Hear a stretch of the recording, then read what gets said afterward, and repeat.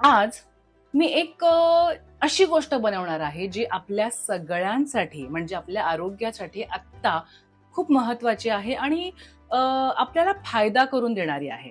तुम्हाला माहितीच असेल की रामनवमी नुकतीच झाली आणि आता येते हनुमान जयंती. तर चैत्रामध्ये हे दोन खूप मोठे आपल्यासाठी उत्सव असतात आणि ते येतात आणि या दोन्ही वेळी आपण सगळ्यांना सुंठवडा वाटतो. म्हणजेच काय, थोडक्यात आपण त्यांना आरोग्य देतो. तर आपण सुंठ पावडर घेणार आहोत. 1 चमचा सुंठ पावडर पुरे आपल्याला. 1 चमचा सुंठ पावडर, ज्याचे फायदे मी तुम्हाला आता सांगितलेले आहेत.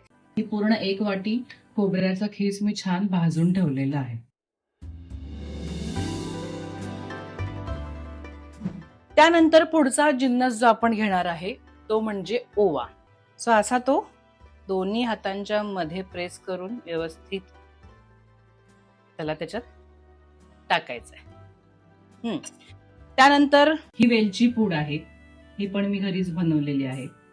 थोडीशी अशी वेलची पूड आपल्याला घालायची.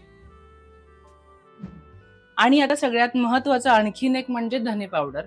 आता हे धने आपल्याला भाजून घ्यायचे नाहीयेत, न भाजता याची पावडर करून घेतलेली आहे.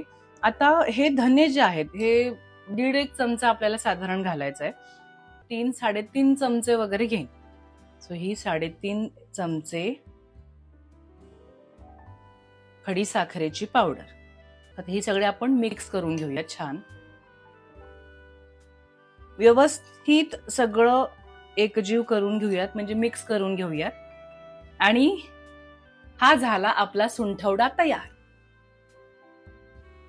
आता जसं मी मगाशी म्हणाले की हे आरोग्यदायी मिश्रण जे आहे सुंठवड्याचं, ते तुम्ही हनुमान जयंतीला तुमच्या सगळ्या मित्रमैत्रिणींना, आजूबाजूच्या शेजार पाजारच्यांना द्या, जेणेकरून त्यांना आरोग्यदायी असं काहीतरी प्रसाद तुमच्याकडून दिला जाईल. आणि नेहमीच आपण म्हणतो की हनुमान जयंतीला आपल्याला जे शक्ती प्रदान करणारी जी देवता आहे त्या देवतेचा प्रसाद हा इतका शक्तिवर्धक हा असलाच पाहिजे.